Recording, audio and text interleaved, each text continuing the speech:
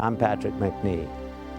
Leonardo da Vinci is perhaps the most enigmatic figure the world of art has ever produced.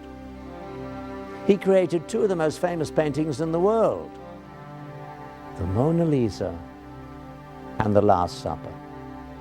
Although few people know that his entire collection of paintings only numbers 15, including his two most famous, this makes absolute sense when one considers he was also a sculptor, architect, musician, engineer, and natural scientist. Given his varied interests, it's no wonder he found it impossible to devote his life to a single pursuit: painting. Leonardo was possibly the most curious man who ever lived. Everything he saw made him ask, how and why? He was also rather difficult to define. Leonardo used code and encryptions in many of his documents. He often wrote from right to left. And although his paintings were of a religious bent, Leonardo was by no means a devout Christian. In fact, some people believe that he inserted subversive messages or secret puzzles in his seemingly religious paintings. He may have hidden the answers to the mystery of these paintings in his strange writings. Let's journey into the mystifying world of Leonardo da Vinci and unravel the mysteries that surround this Renaissance genius.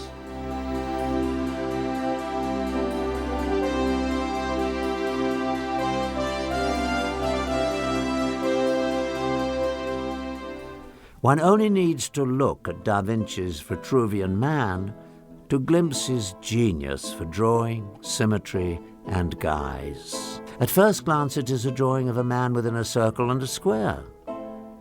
But Da Vinci, in fact, has solved a mathematical question that many have tried in vain to unravel. Vitruvian stated that the construction of a temple or building should be based on the proportions of man, since they were perfect. He says that the human body with arms and legs extended should fit into the perfect geometric forms, the circle and the square. An illustration of Vitruvian Man by Cesariano reeks of failure.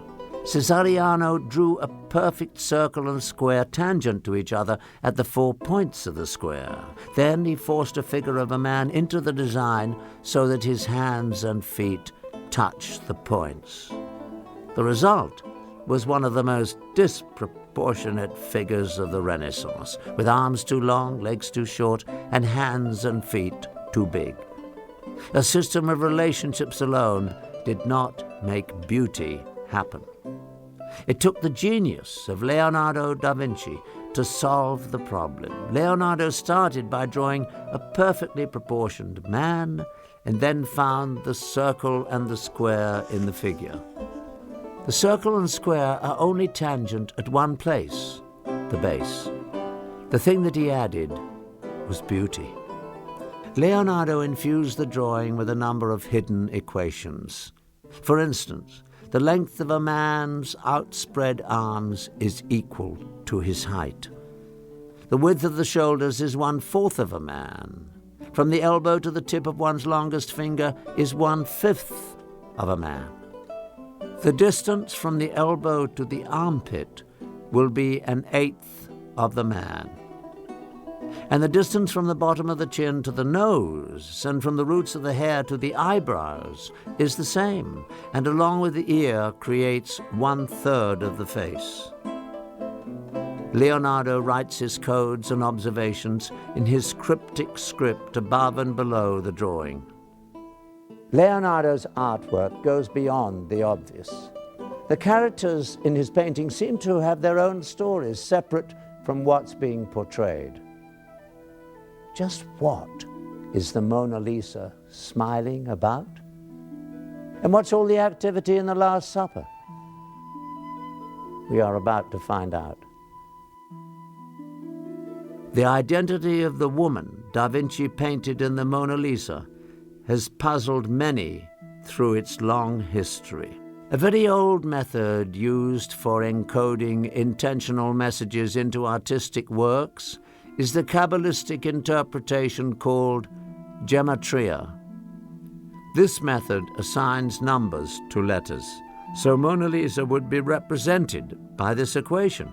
Another name for Mona Lisa is La Gioconda, which equals this equation. The measurement of the circumference of the painting equals 84. And if we add up the numbers to Leonardo's name, once again, the number 84.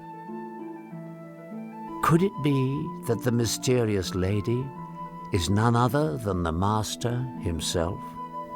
Da Vinci's Last Supper is as famous and well known as the Mona Lisa. Did Leonardo leave hidden messages called Renaissance clues in his most religious artworks? Lynn Pickett, co-author of the Templar Revelation, takes us on a guided tour of this masterpiece. Leonardo, while being very antagonistic towards the church and indeed towards mainstream Christianity, despite the so-called holy paintings he painted, his work does show marked Templarist symbolism. There were great Templar influences still around in Leonardo's day, possibly at a secret level. For one of the world's most famous and most familiar paintings, Leonardo's Last Supper contains an astonishing wealth of rather in-your-face esoteric symbolism, which is by no means mainstream Christian. For example, next to Jesus, there is a disciple doing that in a rather menacing way, if you look closely into Jesus' face. Jesus is quite oblivious to this, but it's that. We call this the John gesture because it's so obvious. And in the Last Supper, it's as if this disciple is saying to Jesus, "Remember John." Also in the Last Supper, Leonardo painted himself as one of the disciples towards the end of the table, turned away from Jesus. This was no accident. This wasn't just because to make a pretty composition. It was a gesture of extreme distaste for the Holy Family and for Jesus. Also in the Last Supper, sitting next to Jesus is this figure leaning like this away, which is known as the young Saint John. But if you look very closely, you will notice that this Saint John is in fact a woman. She has a little gold necklace, she has breasts, and the shape that she, together with Jesus, make in the composition is a giant spread-eagled M shape. And this M refers to Mary Magdalene. The Templars believed that Mary Magdalene was Jesus' lover, concubine, partner in sacred sex. This was Leonardo's way of expressing that belief. And so if you look at a painting that's supposed to be a great Christian painting of the Last Supper of Jesus, you are not going to sit there and say, but that looks like a woman, because it's supposed to be St. John. So you will see St. John. Equally, Leonardo has had fun with the people who were going to see the painting, because there is an anomalous hand with a dagger in it pointing at one of the disciples' stomachs. And yet, in all our research into Leonardo, we've only ever come across a mention of this, and a very brief mention it was too, of this hand with a dagger. There is no great cup in the Last Supper in front of Jesus himself, as one would expect, and indeed in many other paintings of Last Supper there is the great cup, the chalice, what most people consider to be the Holy Grail. This is significantly missing from Leonardo's painting. Most people who think they know the painting have never seen it, because it's, it has nothing to do with their perception of the Last Supper, so they simply don't see it. There is a secret society in France that claims Leonardo as one of its members, the Priory of Sion. The presence of this priory became known in 1975, when a startling discovery was made in a Parisian library. Once again, parchments were found. This time they were called les dossiers secrets. These documents were said to reveal some of the secret members to be Sir Isaac Newton, Victor Hugo, and yes, Leonardo Da Vinci. But what is the Priory of Sion? According to these parchments, the objective of the organization was to restore the Moravian bloodline to the thrones of Europe. The Priory believed that the Moravian kings were descendants of Jesus Christ, which would imply that Jesus didn't die on the cross, and did in fact marry and produce offspring, a belief that could potentially shatter the very foundation of Christianity.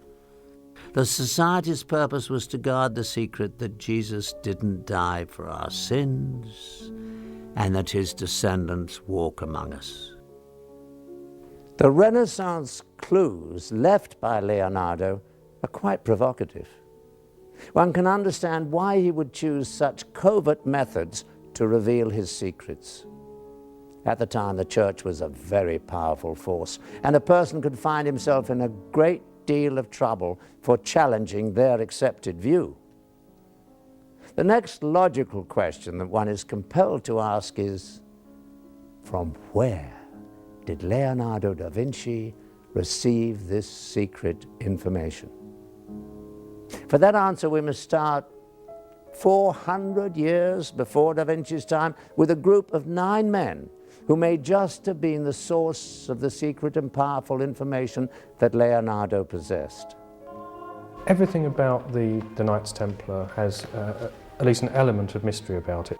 Right from its beginnings, it was founded just after the First Crusade, which had reopened the way between Europe and the Holy Land.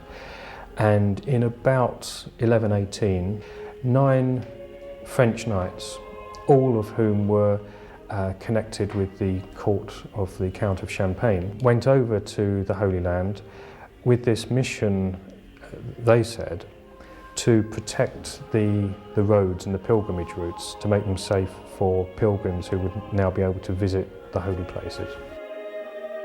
Originally calling themselves the Poor Fellow Knights of Jesus Christ, these 9 men quartered themselves in the Temple Mount and began their mission. But just what was this mission?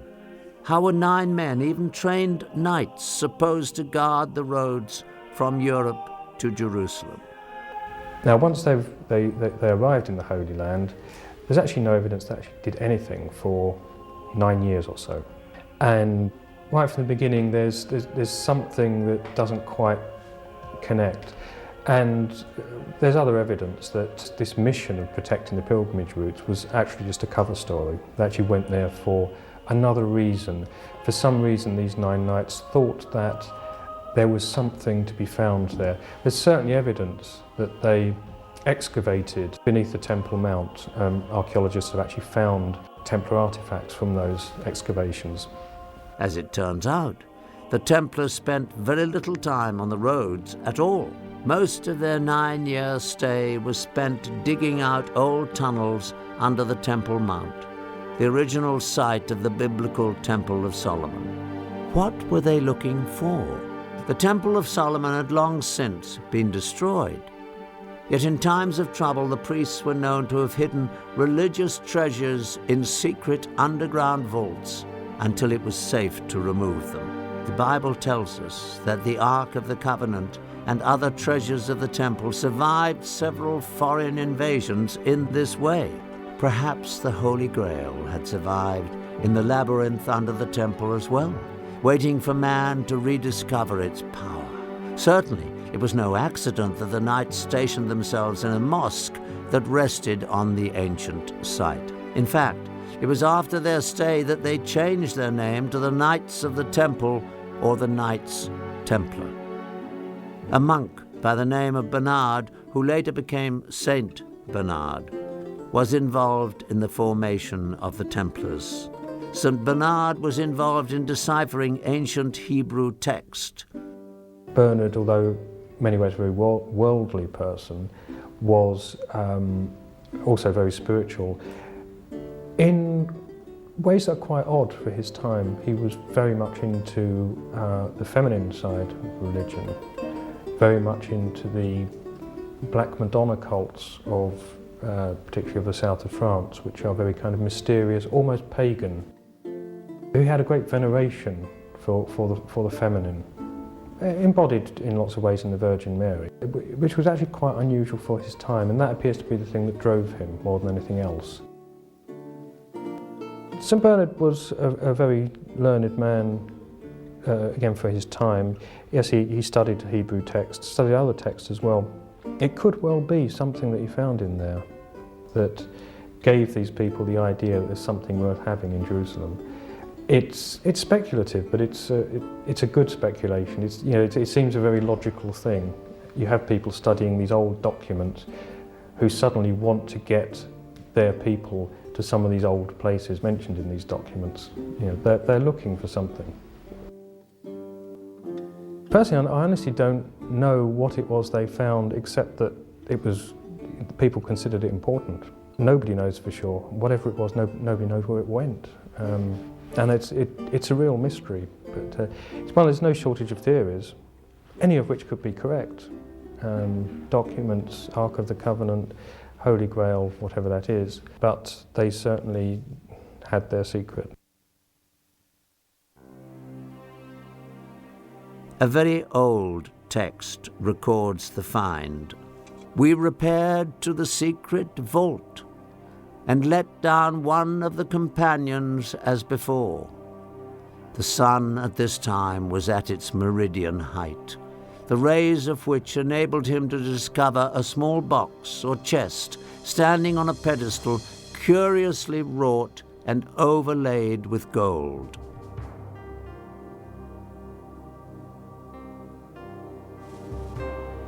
He gave the signal of ascending, and it was immediately drawn out. We have brought it up for the examination of the Grand Council. Just what was in this small box that got the Templars so excited? Clearly a group of Christian knights bound by the vow of poverty were not interested in anything of material value. More likely, it was an object of great religious significance. What we do know is that news of the find brought Count Hughes of Champagne, the man who bankrolled the expedition back to Jerusalem to join his former vassals. Once there, he immediately gave up all his worldly possessions to serve under them as one of the Knights Templar. It was after this discovery that the Grand Master of the Templars visited the Pope, and with St. Bernard's blessing, the Order of the Knights Templar was officially recognized by the Church. All over Christendom, men rushed to join the Knights, leaving behind their families, giving over all of their worldly possessions, and taking on the difficult vows of poverty and chastity. Vow of poverty actually is why they became wealthy, because anybody that joined the order, anyone that became a Templar Knight, had to give all their possessions to the order. And it became quite a prestigious thing for noble families to have some of their sons go into the Templar order. And of course, any money and property they had would go into the coffers. Also, when the Pope endorsed the order, gave it his blessing, and said this is a good thing, anyone that wanted to impress the Pope donated land and money to this new order, and actually on a colossal scale. None of the individual knights were allowed to own anything. So that all this material, that land, castles, livestock, and just pure money, that was just given to them as a gift, went towards the order. Their reputation was as the most feared, efficient fighting force on the Christian side. They were kind of the special forces of their time. Also because they were this mixture of monk and a soldier.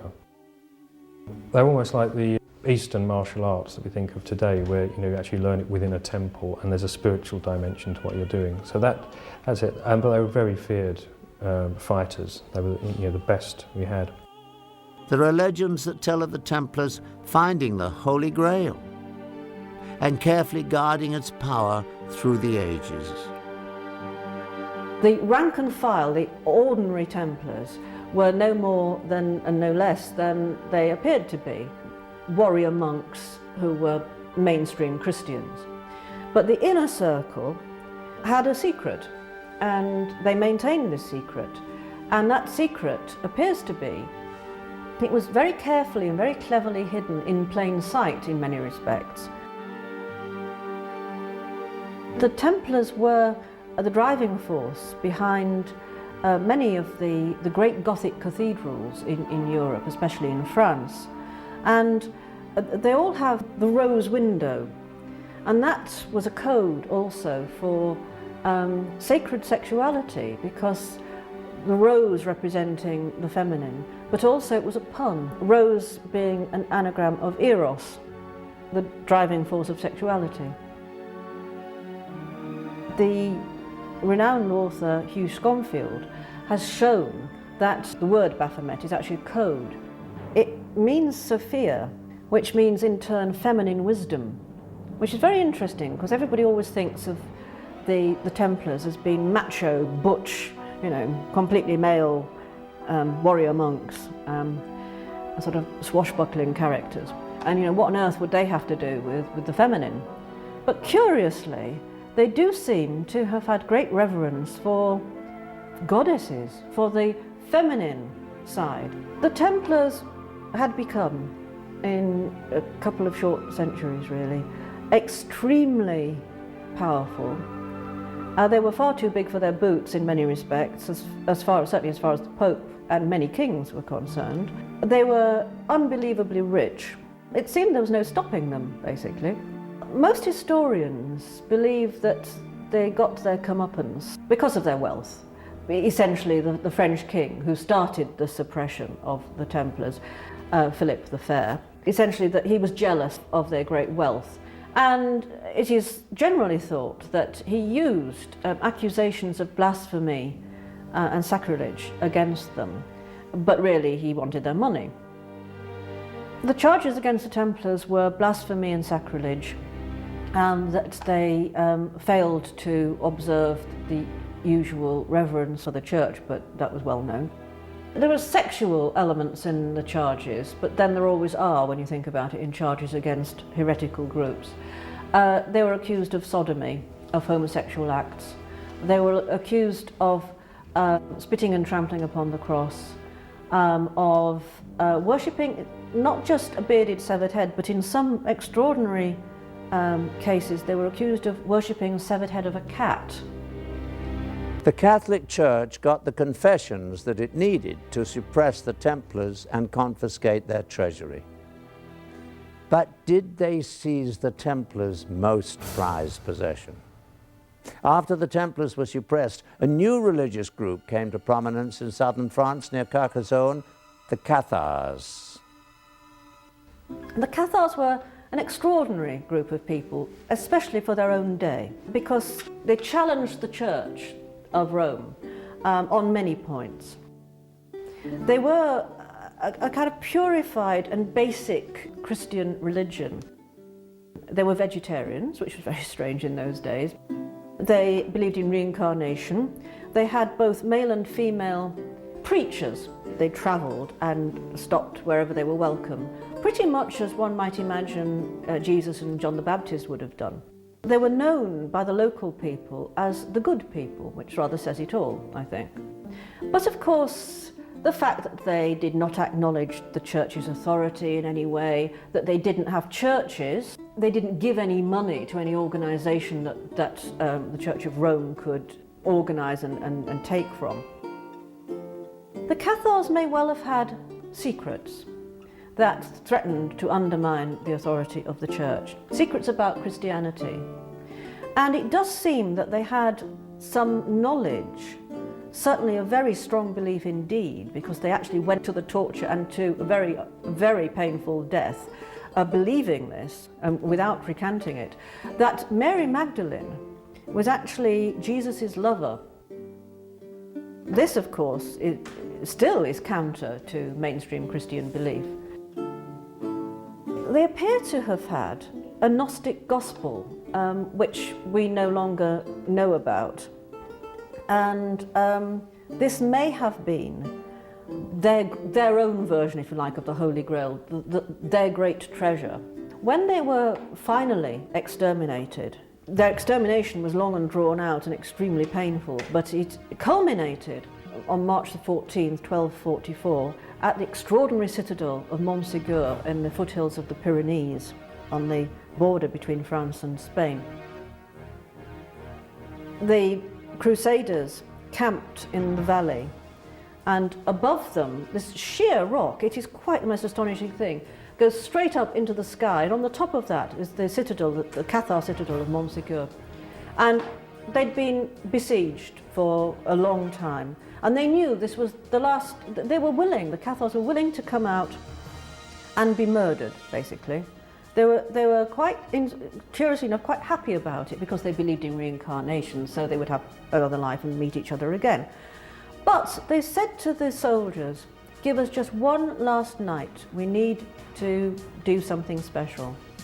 And the general idea is they had some kind of ritual that they all did together before giving themselves up. But also during that last night, it is known that 4 Cathars got away. They climbed, a most astonishing journey in itself, I mean, what a feat. They climbed over the citadel and down this sheer rock face and off somewhere.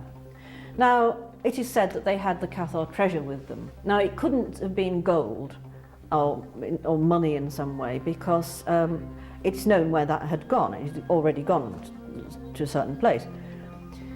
And it had to be something portable, because, you know, they were carrying it. And it has been suggested that they had the Holy Grail with them, whatever that is. But perhaps they had this Gnostic gospel with them, whatever that was. It is rumoured it was the Gnostic Gospel of John, which was not the same as the Gospel of John in the New Testament. Or it could have been that the 4 Cathars themselves were somehow important. But no one perhaps will ever know. Did the Catholic Church suppress the Templars and the Cathars because of their religious beliefs? Or were they tortured and finally eradicated because they possessed the Holy Grail? What could be so threatening to the Church that they would eliminate any vestige of these religious orders? Could it be that the Catholic Church was looking for the Holy Grail? But what is the Holy Grail? There are many theories. The earliest description of the Holy Grail is as a platter with miraculous properties, that it can, produces huge amounts of food. It's a platter that's never emptied. There'll always be food in it. Despite the fact that these days most people think of the Grail as a cup, the cup that was used at the Last Supper by Jesus and was perhaps used to gather his blood at the crucifixion, it probably, if it ever existed as an object, was never a cup. People have puzzled over the term Holy Grail. I mean, the original version is Sangraal, which is taken as Holy Grail. So whatever this Grail is, it's a holy one of it. People have puzzled over the term for decades, and no one's really explained what it actually means. But it's true that the word Grail is a term nobody quite understands, and you think, well, if people are writing this story, why didn't they just say what it is instead of using this term? And so it's either meant to be that it's something totally elusive. In fact, probably the object in a sense doesn't matter. It's the search for that object, what the object means, that's important. Or that they were trying to hide what the Grail was. There were some Grail stories talked of the Grail being a stone. This is quite interesting in itself, because in recent years there have been quite a lot of research into the search for the Ark of the Covenant and for the tablets that were supposed to be, that God wrote the Ten Commandments on and put in the Ark of the Covenant. It may be that the Grail stories, in which the Grail, the secret object, was something like a lance, is connected, perhaps somewhat cynically, with the relic trade, which was just picking up business at the time of the most popularity of the Grail stories. Relics were huge business in medieval Europe. The lance that was supposed to pierce the side of Jesus when he hung on the cross would obviously pull in a lot of curious pilgrims who would, swell the coffers of the people who had it. Maybe that's an over-cynical view. Certainly, our research into the relic trade has shown that the Templars themselves were not averse to using objects to swell their already quite overflowing coffers. A lot of people think, probably rightly, that the Grail was some kind of information, maybe a great secret of some description.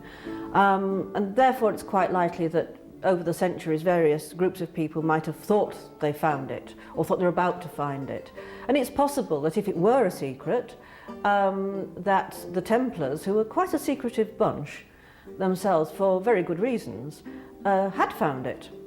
But in the end, the Grail doesn't appear really to be important as an object, and I think that's where an awful lot of people go wrong, because it's the Grail quest that is the most sublime thing that a man or a woman can do. It evokes the ultimate mystical experience. There is a great deal of interest in the Grail legend, no matter what it is. Some people have set off on a personal quest simply to discover hidden places in Europe where unexplained incidences have occurred. These may point to the mysteries that accompany the Grail. One such place is in the south of France. One must make a trip to a very small village in the Languedoc region of France called Rennes-le-Château. It is here the story of Bérenger Saunière begins.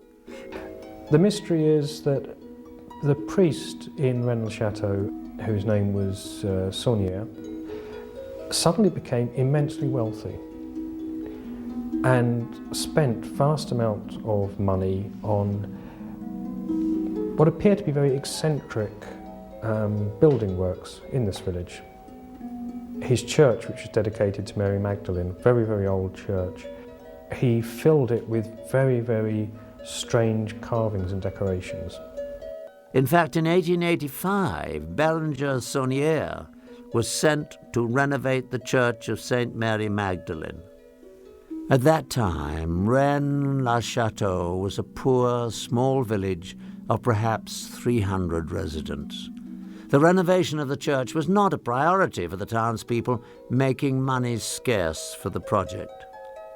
Luckily, Saunière found a patron for his remodeling in the Countess of Chambord, who provided ample funds for the work. During the reconstruction, while dismantling an altar pillar, the workers found buried within the pillar 3 wooden tubes sealed with wax. Within the tubes were a number of parchments. Saunière, an educated man, tried to decipher the text of these parchments with very little success. He then took the parchments to Paris, where he called on a fellow priest, Abbé Biel. Biel had more success decoding the parchments. The nature of the inscriptions were never revealed. Yet, as more parchments were deciphered, Saunière's social stature in Paris society began to elevate. It was on his return from Paris that the priest's fortune began to change. Seemingly out of nowhere, money became available to Saunière. He built a villa for himself, he built a tower overlooking the hill, he built some landscape gardens, but everything's kind of like weird and symbolic. And so he spent an absolute fortune, spent a fortune on food and drink and entertaining people that would come down from Paris. And the mystery has always been, where did he get the money from? Saunière continued his renovation of the Church of St. Mary Magdalene. he added many strange and symbolic elements.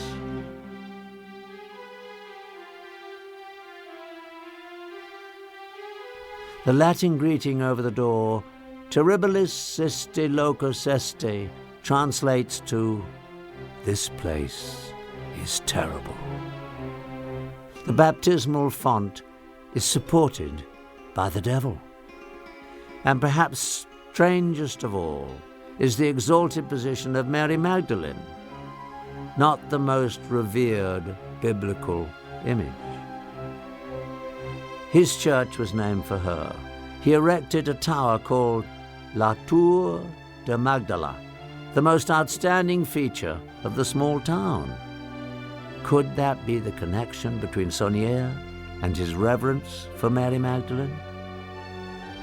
What Saunier found, there have been lots of theories about what he might have found, and the usual suspects really. There's some people think he might have found where the Ark of the Covenant had been hidden by the Templars.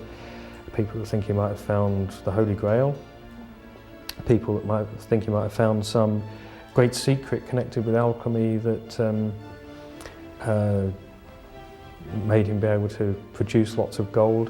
They are all theories. No one's actually come up with anything solid. If Saunier's life was filled with mystery, his death was as well. Upon his deathbed, Saunier summoned his good friend Abbé Rivière to administer last rites.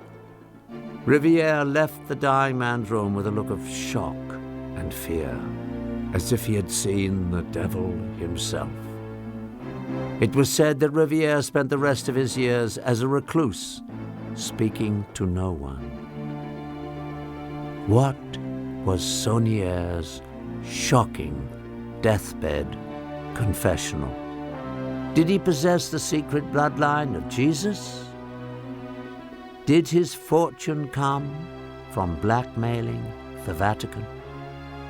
Rennes-le-Château is in an area of France that really was the Templar heartland. Although the Templars owned so much property everywhere in Europe, a third of everything they owned was in the Languedoc, this area of south of France, where Rennes-le-Château is. So that was the big area for them. It could very well be where their treasure was taken from Paris. So some people have said the thing that Saunier found was the Templar treasure. The mystery of Rennes-le-Château and Bérengère Saunier remains to this day. Rennes-le-Château was not the only resting place for the Holy Grail. Scotland is another country with strong ties to the Templars, and in Rosslyn Chapel a mystery of the Holy Grail is inscribed throughout the structure of the church. Rosslyn Chapel has been described as the most superbly carved reliquary of the Holy Grail. It records every known spiritual pathway at the time it was built in the mid-15th century. And it was built as a memorial to the beliefs of the Knights Templar. But the masterstroke in bringing the Knights Templar teachings to the wider world was the creation of the legends of the Holy Grail. It supposedly tells the story of a search for a holy relic associated with Jesus, the cup used at the Last Supper, or according to another version, the cup that was used to catch Jesus' blood after the crucifixion. But, and I intend to believe this, that masterly American, wonderful man, Professor Joseph Campbell, says that it was nothing more nor less than a coded pathway of initiation, a spiritual pathway that told a very different truth to that told by Holy Mother, the Church, that in fact encompassed the true teachings of Jesus. Teachings that teach us to live according to we thinking rather than me thinking, and to give the fruits of the sacred knowledge that is granted at initiation, not for personal salvation or any personal motive of gain, but to benefit the entire community within which you move. The Knights Templar transformed the face of Europe, and with their banking system they invented the note of hand, the checkbook, and the credit card, which may come as something of a surprise to Barclaycard, Visa, and American Express. But the credit card was invented back in the 12th century by the Knights of the Holy Grail. But more importantly, through their teachings, through the Grail legends, and through the use of the tarot cards, they passed the message that direct access to God was possible by ordinary people without the intervention of the Church. And like all who preached heretical messages, they came to a violent and a sticky end. We owe a great debt to the Knights of the Holy Grail. But we are missing the point entirely if we think their true effects were simply political or military. Brave and all as they were, stupendous as the transformation was in Europe as a result of their actions, the real heart of their message is one that is a vibrant one and one of great importance to more and more people at this particular time. The search for spiritual enlightenment, the true search for the Holy Grail. And to our right, on this grassy bank, underneath there, was the famous library of the Sinclairs, which held a priceless collection of manuscripts. And it was during the construction of the chapel, when this castle took fire, that Earl William was more concerned with the safety of his writs and charters, his priceless manuscripts, than he was for the ladies of the house, which was rather an odd situation for a very chivalrous man. Those writs and charters included some of the documentation which had been excavated from under the Temple Mount in Jerusalem by the Knights Templar, and which Knight and Lomas now claim, and I tend to agree with them, lie buried in the vaults beneath Rosslyn Chapel.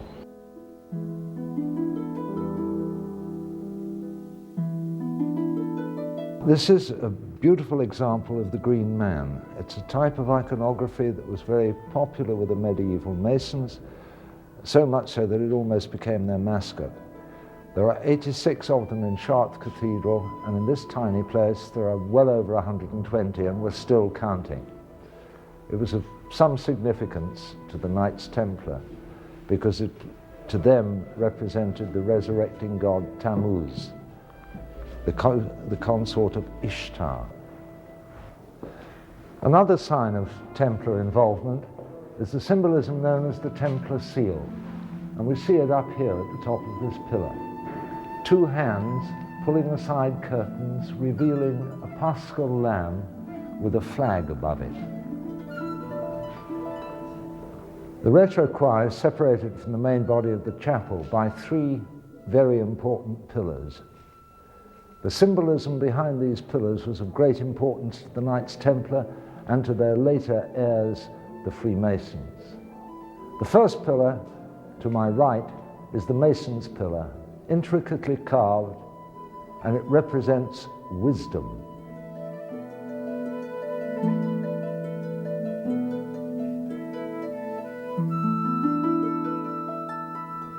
The central pillar, or journeyman's pillar, which is capped by this beautiful basket work, represents strength.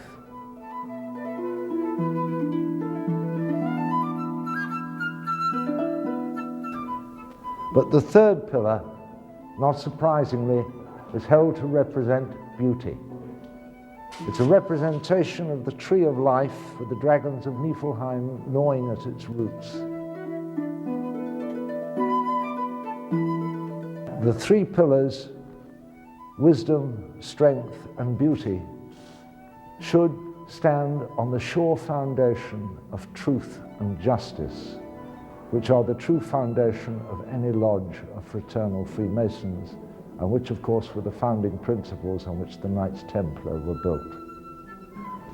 Another sign of Templar symbolism is the Mandelion, a cloth imprinted with the face of Jesus, such as the Shroud of Turin, or in this case, the Veil of Veronica, where the legend says that Veronica wiped the face of Jesus en route to Calvary, and his face was, as if by magic, imprinted on the cloth.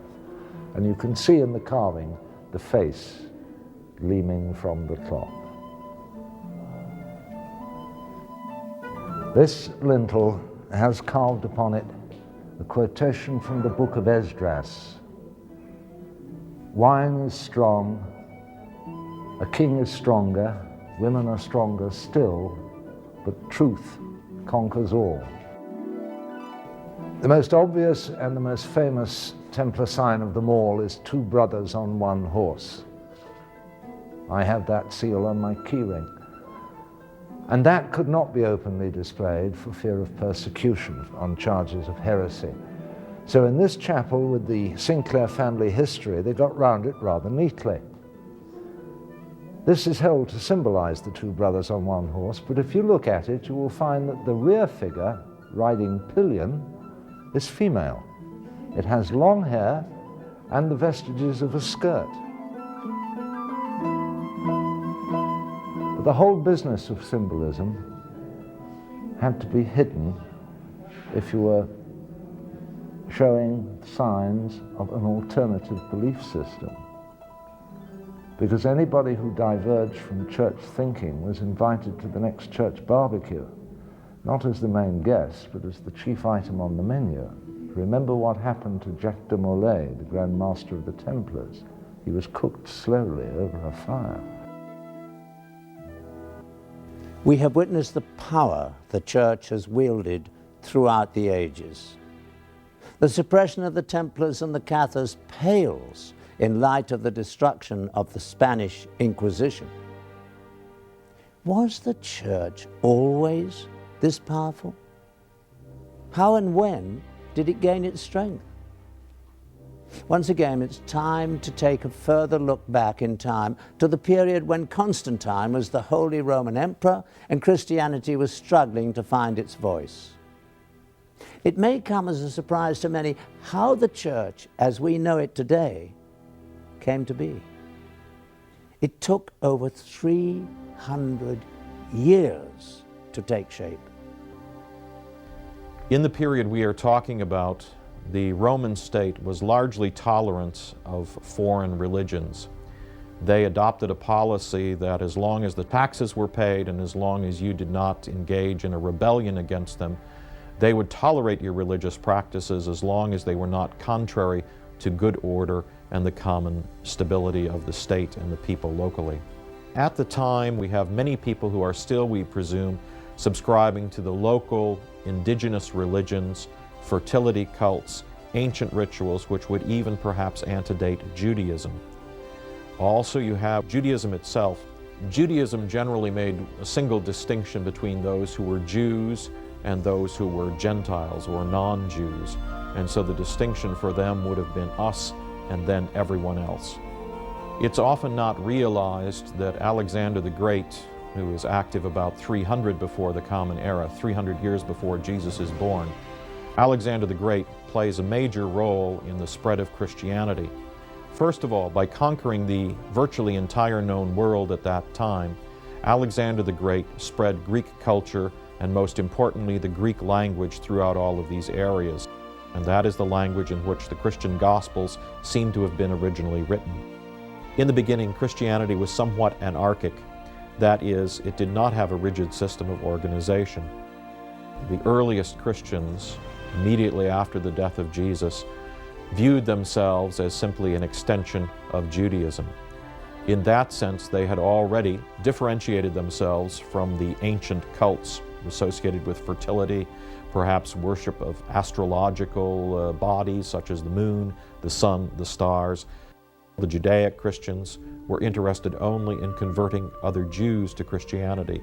Shortly after the arrival of Christianity on the scene in Judaism, a person named Saul converts to Christianity and he becomes known as Paul, St. Paul. His vision of Christianity is somewhat different than that of James and the earliest Christians in Jerusalem. He receives the message, the understanding that all human beings, regardless of their racial or religious background, can become Christians.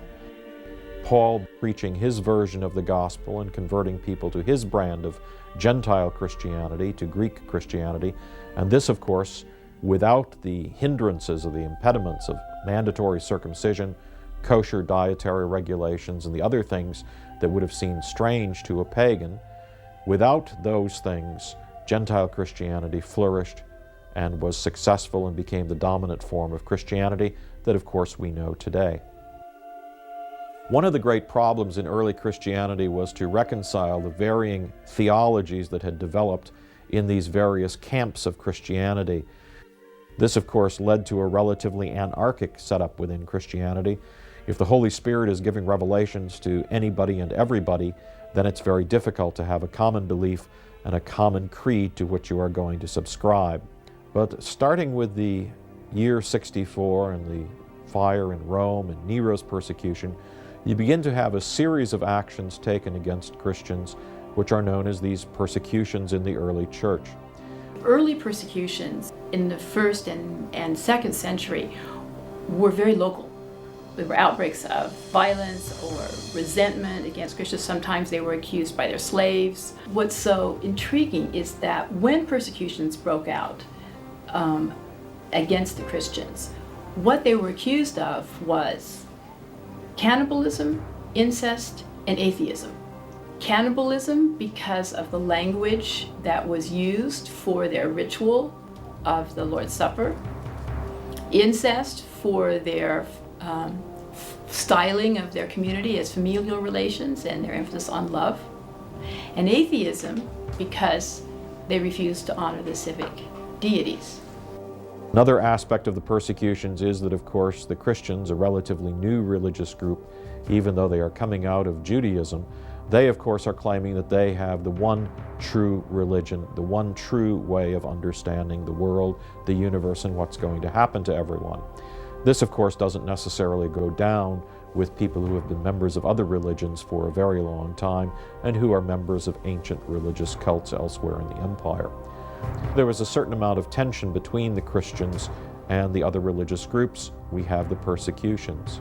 The Emperor Constantine, wanting peace within his empire and wanting these Christian groups to quit squabbling over theology, convenes the Council of Nicaea in 325. And Constantine himself appears to have chaired the council and entered into the debates. In some ways, the Council of Nicaea can be regarded as one of the key points in the founding of Christianity as it will continue through the centuries on into the Middle Ages and to the modern period. So what evolved then as a resolution to that tension was the doctrine of the Trinity, in which the very nature of God is reconceptualized. Not any longer as the one God, but reconceptualized as the three in one. And it was during this process that the divinity of the Holy Spirit was also articulated and argued for and became a point of contention and eventually became a central point of Christian doctrine. And it's that process that then transforms, in a sense, the Christian doctrine of God as it was, say, in the first century to a fully developed Trinitarian idea of God. In some ways, the Council of Nicaea can be regarded as one of the key points in the founding of Christianity as it will continue through the centuries on into the Middle Ages and to the modern period. Although the creed that is now known as the Nicene Creed was revised later, at least according to tradition, it goes back to the decisions made at the Council of Nicaea.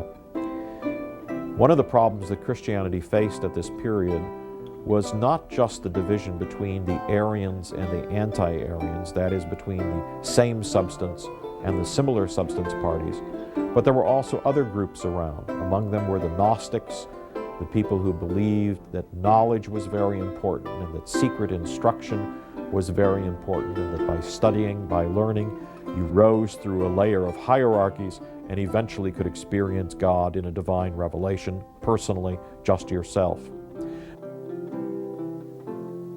If the structure of the church involved so much debate, what about the book on which it is founded, the New Testament?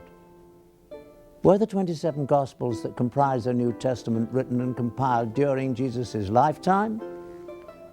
Or did the creation of that book mirror the formation of the church?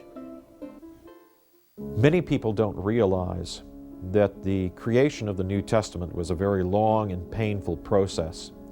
The New Testament, the 27 books that Christians now consider to be authoritative, did not simply fall out of the heavens at some early point in Christianity. course, the process of how the New Testament came to be the way we have it today is a controversial and vexed issue.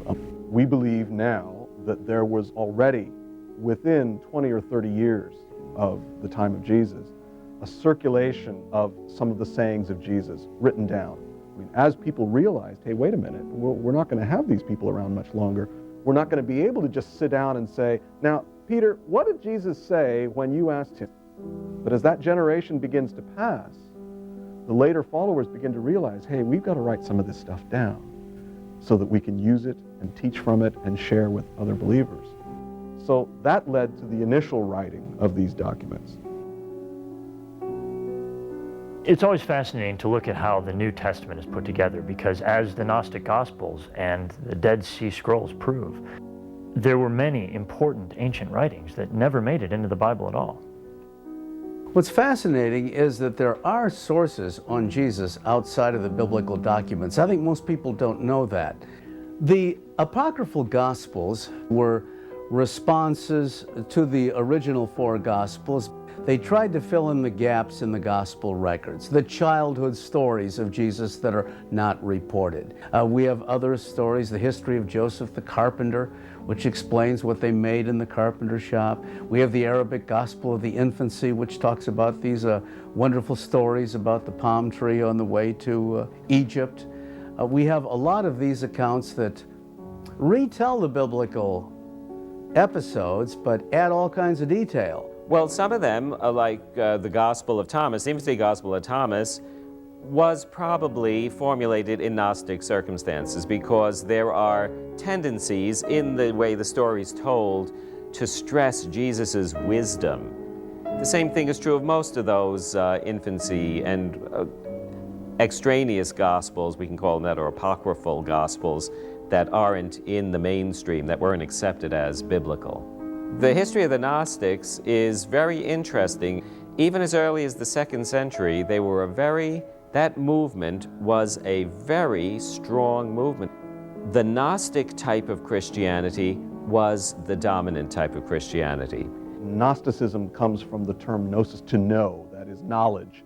And it was a sect, it was a philosophy that believed that there was a kind of secret knowledge that people should learn in order to fully understand what life was about, in order to understand what God was like. They produced literature. There's a large amount of literature. In fact, the Gospels and the other Gnostic writings that recently were found are included in a book which is even longer than the New Testament itself. But then the official church eventually saw this as kind of an eccentric form of religion, off the beam, and took measures to suppress it.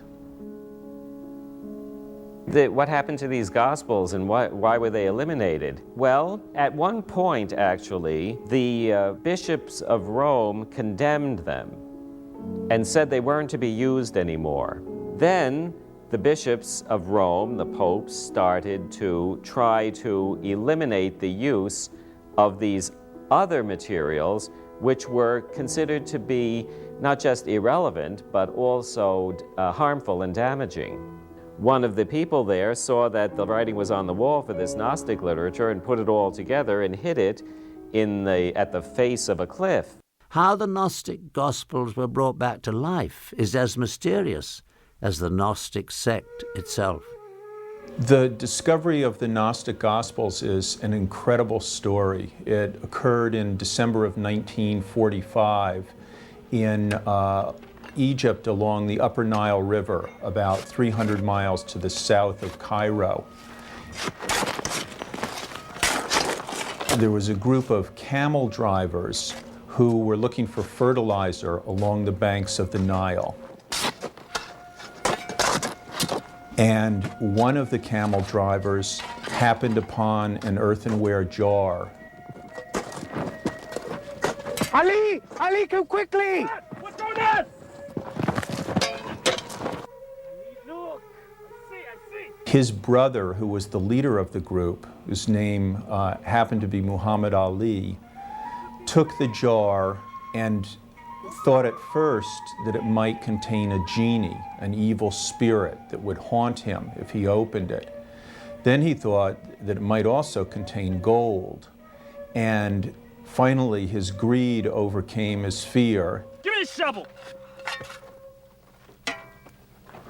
And for a few moments, he thought that he had discovered gold because the air was filled with tiny pieces of this yellow substance.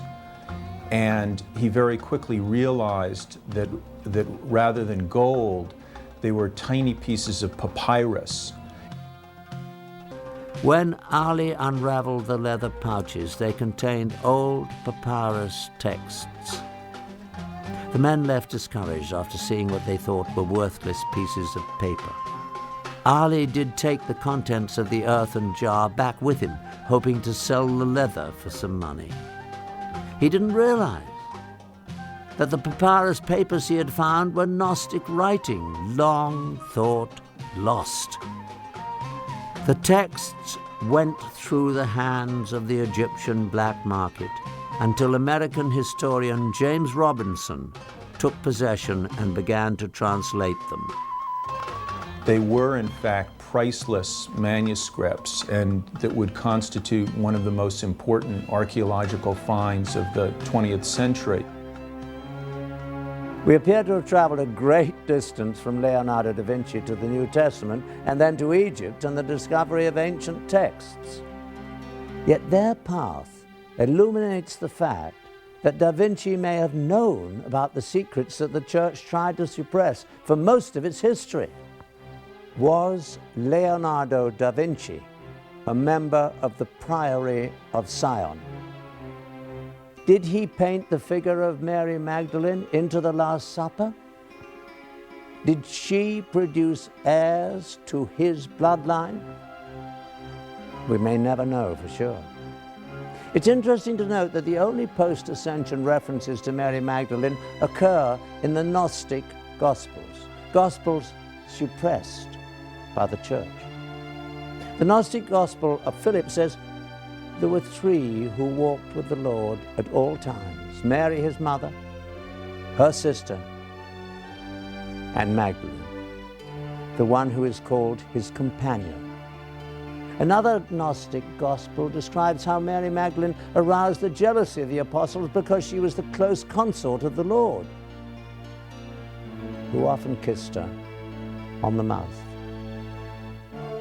One thing is for certain, the mystery of Leonardo's codes and who Mary Magdalene really was will forever spark people's imaginations. I'm Patrick McNee. Thank you for joining me on this fascinating journey.